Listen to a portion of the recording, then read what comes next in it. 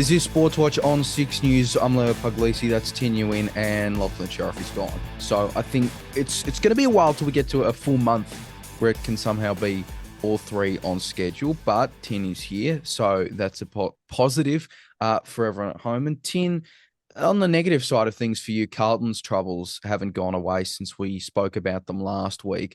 The boss of the Blues has said that Michael Voss won't be gone this season. Not exactly ruling in 2026, despite the fact he's contracted. That doesn't sound very optimistic for me. What's your reading of it? Yeah, look, obviously in a week you could argue it's somehow got worse in the time that's gone. Obviously that loss against Port Adelaide last Thursday probably magnified the issues on a much broader scale now. Uh like you said, obviously the communication from the club isn't positive. Obviously, when they're talking about hypothetical or no decisions until the end of the season, that sort of thing, just riding out the bumps or whatever. It's not a positive outlook that you really want, especially with the discontent. Obviously, we talked about it last week. Like, obviously, it's a fan base that obviously speaks very loud. The discontent is obviously very high, and obviously that was no more obvious than last week. Of course, look, it's all going to come to a head at some point, and obviously the club has said they don't want to make a decision, but you'd imagine at some point that their hand will be forced, and they've got to play the cards eventually.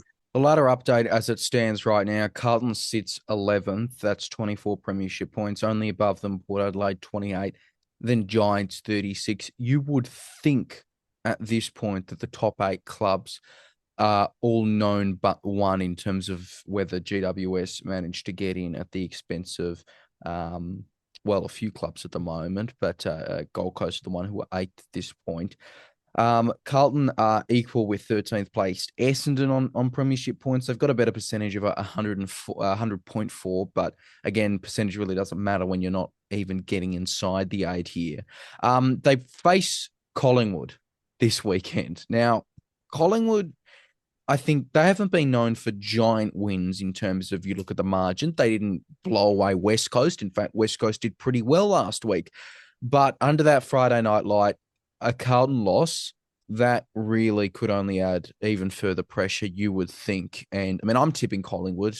I can't see them losing here. It would be obviously important for Carlton to gain some kind of win at this stage in the season. But again, I'm just not seeing where they're going to be able to pick up wins at this point.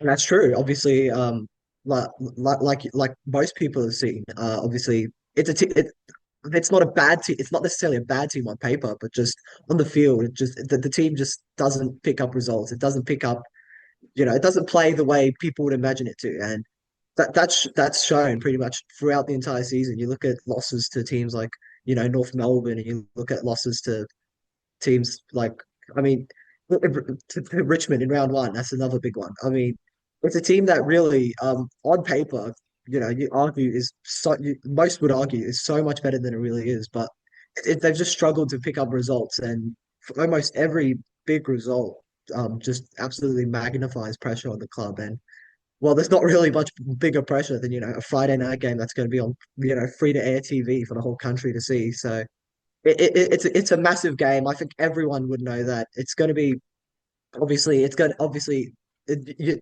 imagine that whichever way the result goes, there'll be plenty of talking at the end of the week, for both clubs, but mostly at Carlton.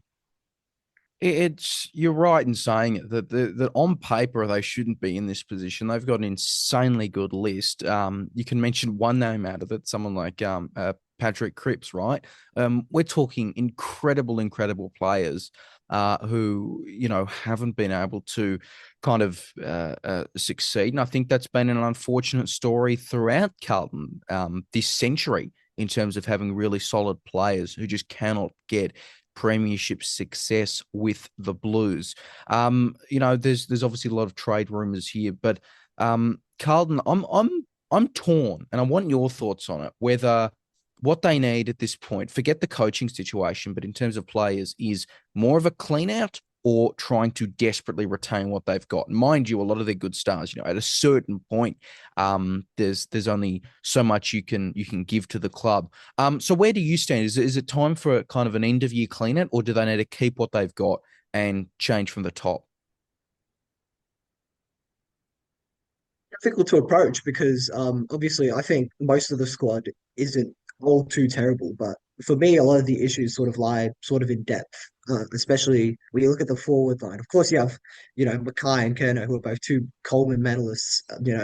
Two of probably the best key forwards in the competition. But aside from that, up front, there's not very much going on productively in terms of scoring for Carlton. So I think that goes across pretty much the entire uh, back line and the whole team. I feel like the depth has always been pretty paper thin with the squad, and everyone saw it last year. Like a couple of injuries, and their entire season gets derailed. Even 2023, the year they made the prelim, a couple of outs and just the whole thing derails. So look, I don't think a full clean out is needed, but I feel like a lot of changes probably do have to come. The club should try and retain as much as what they can. Of course, they've got great stars that they can build around, but it's pretty much can they find what they need to build around those stars to push to that next step. Let's go over to round ball now. NPL New South Wales. Rockdale's continuing to lead there. And of course, this is important when we talk about the championship coming in a few months. But as you'll note, Tin, they're only up by goal difference. It's a very tight race there.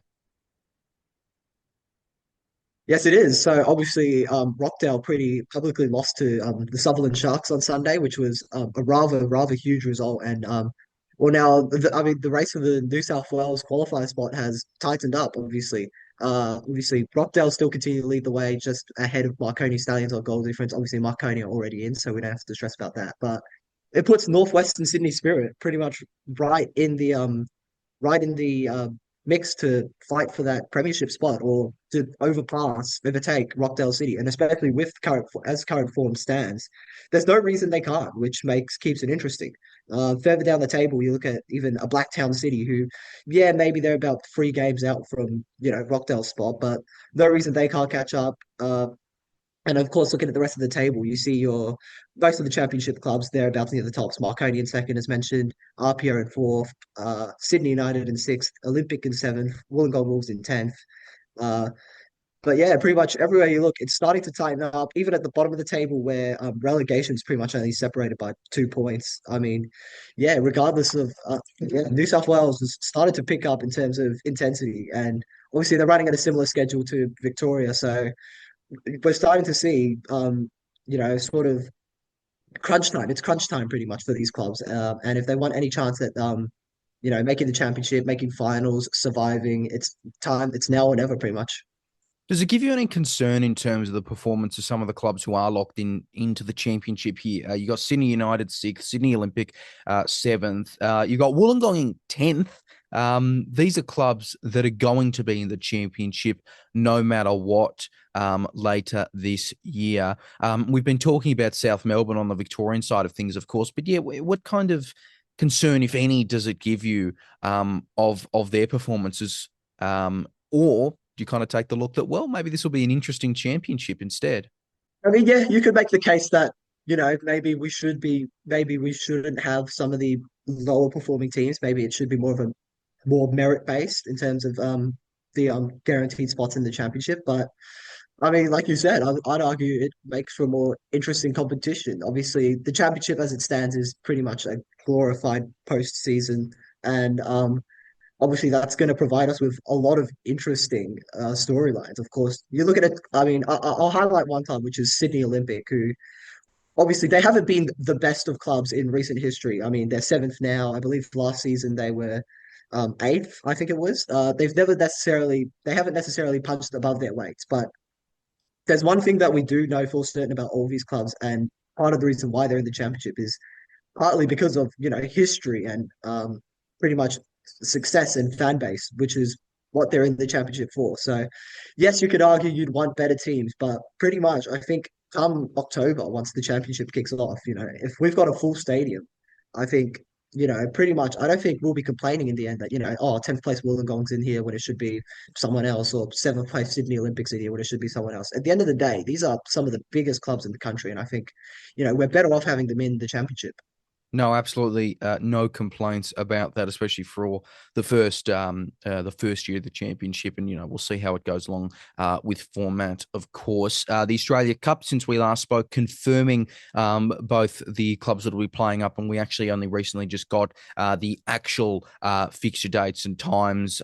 What have you got on your schedule to attend? Here in Victoria, we've got three pretty big cup games, which I'm sure I'll put myself in attendance for. But so yeah, I'll highlight Avondale versus Sterling Macedonia, which is a relatively interesting game. Obviously, the championship team versus one of the bigger teams in Perth.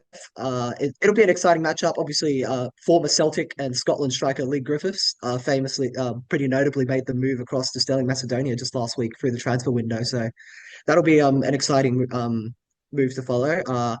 Elsewhere, not in Victoria, this is in Darwin actually. The very, very notable game. We've got Darwin Olympic and Nunawading City facing off in Darwin. Obviously, you look at a club. We talked about Nunawading City last week, of course. The VPL2 team. Obviously, it's incredible they've gotten this far. Obviously, the Darwin Olympic equally as impressive, of course. You talk about those Northern clubs who obviously pretty much aren't at the same caliber as the larger NPL clubs. You'd argue not the same caliber as even the smaller NPL states. Well, we've got the chance for either Darwin, who obviously are an NT team, or Nunawading City in VPL2 to make it through to the round of 16, which would be an incredible story, regardless of how you should look at it. Obviously, you can also look at South Hobart versus South Melbourne, which will be equally exciting. I think people will be excited to see how that one pans out. I'm sure lots of people will make the trip down across for that one as well. Gold Coast Knights versus Auckland FC is one that really excites me. Obviously, Gold Coast Knights have been easily the best team in NPL Queensland for a long, long time. And I mean, there's no one else better to compare it to than the current A-League premiers. Elsewhere, obviously, Kingsway Victory, Newcastle versus Adelaide United, and probably the biggest one of them all, Upper Leichhardt versus Melbourne City. We've got a pretty big championship team who most people would put to be contending for the title against the current A-League champions. And you could argue in terms of this season and what we've got coming up, and also just like in the nature of the cup, there's not really much bigger matchups than that. But yeah, everywhere you look, plenty of great games. Darwin Olympic versus Nunawading City. That's Tuesday, the 22nd of July, 7:30 Eastern. I think everyone absolutely needs to watch that. That is going to be a thriller. I can't pick it at this point, but I know that you'll be doing some more in-depth previews coming out soon regarding the Australia Cup, which we will look forward to. Over to the ice now. The ice, speaking of, still on top in the AIHL, ahead of a big derby this weekend. Friday night is the final Melbourne derby, I believe. Between the Ice and the Mustangs. Of course, the Ice have dominated this series up to this point, 2-1 over the Mustangs.